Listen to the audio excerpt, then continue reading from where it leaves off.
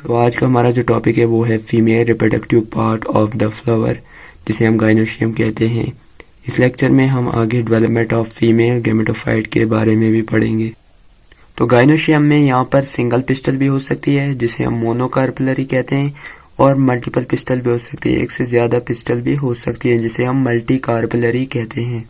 तो गाइनोशियम में यहाँ पर सिंगल पिस्टल भी हो सकती है, जिसे हम मोनोकार्पलरी कहते हैं, और मल्टीपल पिस्टल भी हो सकती है, एक से ज्यादा पिस्टल भी हो सकती है, जिसे हम मल्टी कार्पलरी कहते हैं। तो पिस्टल में यहाँ पर 3 पार्ट्स होते हैं। पहला जो होता है वो होता है स्टिग्मा, दूसरा स्टाइल और तीसरा ओवरी। ओवरी के अंदर यहाँ पर ओवरियन कैविटी प्रेजेंट होती है, जिसे हम लोक्यूल कहते हैं, और placenta is located inside ovarian cavity, मतलब प्लेसेंटा जो होता है वो ओवरियन कैविटी के अंदर पाया जाता है।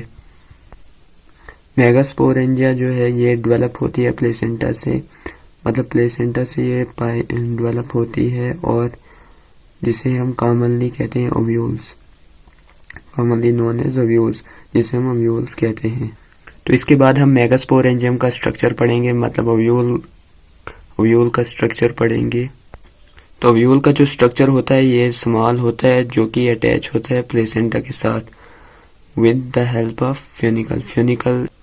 तो ये फ्यूनिकल पार्ट होता है जो ओव्यूल को प्लेसेंटा के साथ जुड़ाता है।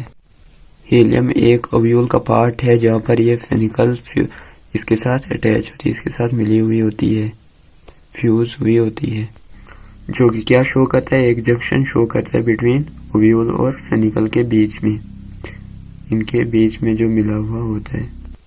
उसके बाद जो ओव्यूल के बाद एक या 2 प्रोटेक्टिव लेयर्स होती है, जिन्हें हम इंटीग्यूमेट्स कहते हैं। इंटीग्यूमेट्स यहाँ पर चारों तरफ से न्यूक्लियस को इन्वॉल्व करता है, लेकिन ओव्यूल के टिप पर नहीं करता, जहाँ पर स्मॉल ओपनिंग होती है, जिसे हम माइक्रोपाइल कहते हैं। यहाँ पर जो basal part of the ovule होता है वो होता है कलेजा, जो कि अपोजिट होता है माइक्रोपाइलर एंड के। यहाँ पर ओव्यूल का जो न्यूक्लियस है, इसमें न्यूक्लियस के जो सेल हैं इसमें काफी फूड मटेरियल रिजर्व भी होता है, काफी ज्यादा क्वांटिटी में। ओव्यूल के न्यूक्लियस के अंदर एम्ब्रियो सैक प्रेजेंट होता है, जो कि फीमेल गैमेटोफाइट है। इसमें ज्यादातर एक ही एम्ब्रियो सैक पाया जाता है। तो इसके बाद जो हमारा टॉपिक रहेगा वो रहेगा डेवलपमेंट ऑफ फीमेल गैमेटोफाइट, यानी कि एम्ब्रियो सैक। सबसे पहले यहाँ पर हम देखेंगे मेगास्पोरोजेनेसिस। तो मेगास्पोरोजेनेसिस में यहाँ पर क्या होता है कि जब मेगास्पोर्स बनते हैं मेगास्पोर मदर सेल से, तो इसे हम मेगास्पोरोजेनेसिस कहते हैं। The process of formation of megaspores from the megaspore mother cell is called megasporogenesis. उसके बाद जो ये मेगास्पोर मदर सेल होती है, इसमें मेयोटिक डिवीजन होती है। मेगास्पोर मदर सेल में मेयोटिक डिवीजन होती है, which results in the production of 4 megaspores. तब ये 4 उसके बाद ये 4 मेगास्पोर्स बन जाते हैं। इन 4 मेगास्पोर में एक ही मेगास्पोर होता है जो कि फंक्शनल होता है, बाकी सब खत्म होते हैं, बाकी 3 खत्म होते हैं। One of the megaspore is functional. अब ये जो फंक्शनल मेगास्पोर होता है ये डेवलप होता है फीमेल गैमेटोफाइट में। तो ये जो प्रोसेस है सिंगल मेगास्पोर से एम्ब्रियो सैक बनने का, इसे हम कहते हैं मोनोस्पोरिक डेवलपमेंट।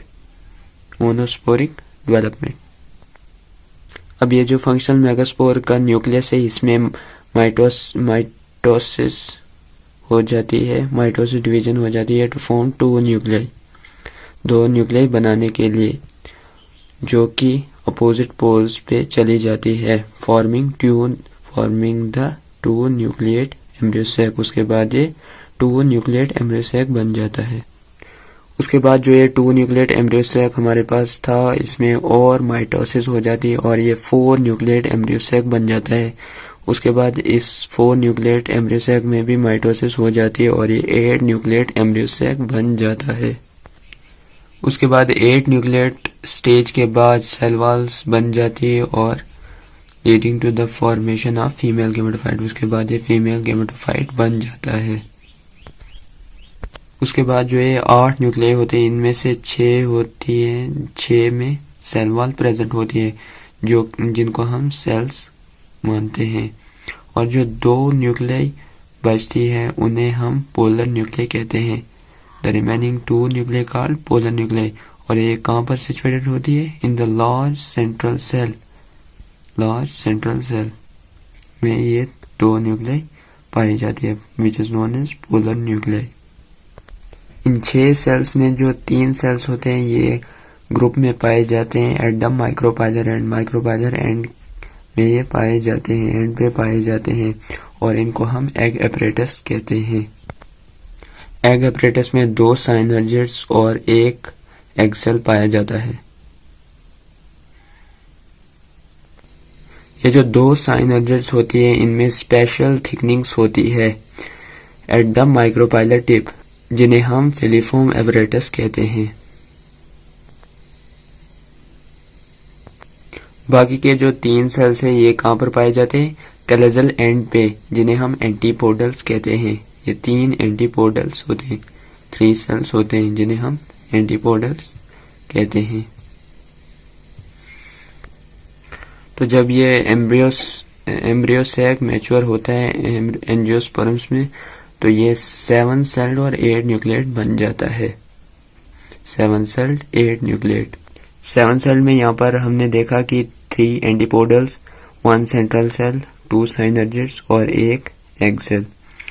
और 8 न्यूक्लिएट में हमने देखा 3 एंटीपोडल न्यूक्लियाई और 2 पोलर न्यूक्लियाई जो कि सेंट्रल सेल में पाई जाती है, और 2 साइनर्जिड्स न्यूक्लियाई और 1 एग सेल न्यूक्लियाई।